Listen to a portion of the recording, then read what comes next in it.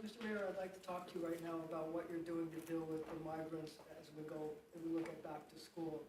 I have a number of questions. I wonder what outreach the city has been doing to new families to connect them and their children with both the ability to enroll, but also what city services are available. I'm also wondering whether you're better prepared to deal with people who have problems with English as a second language. And lastly, what are you doing to bridge the communications gap between the migrants and their children and the schools to make sure that they get to school and get what they get out of school? Our Chancellor Banks welcomed, I think, of roughly 7,000 was 40,000. 40. Wow, Yeah, wow. 40,000. Over the last 2 years.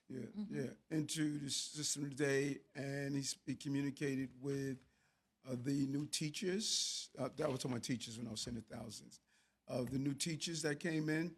And when you do an analysis of the last 2 years, we incorporated over 40,000 students, and I'm extremely impressed on the retention and the learning of English at that young age.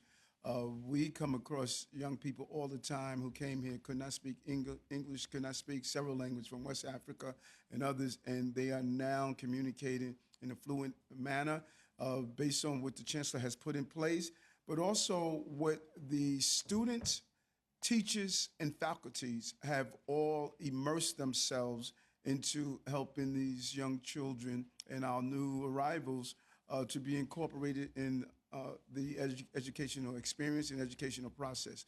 And so the Chancellor will do an overall briefing on exactly what the plans are, but it's clear the Project Open Arms, it has really meet the mark, and we are not hearing that these children are not receiving the support that they need.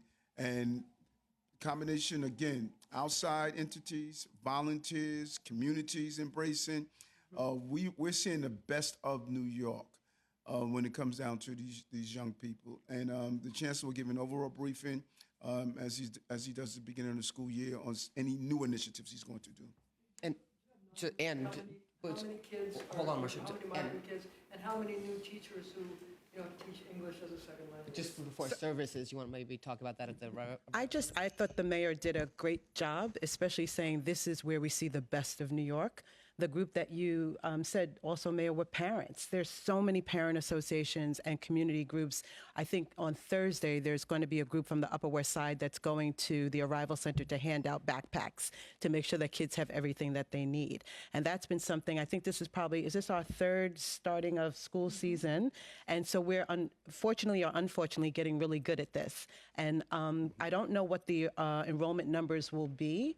Marsha, I'm assuming that they're going to be a little less because the numbers have been down. And as soon as people come to the Arrival Center, or whether they're going to Floyd Bennett Field or any shelter, they get connected to school, they get connected to any kind of childcare services that they might need for their little ones, after school services, summer camp they've been involved in. So we've been really wrapping our arms around those young people.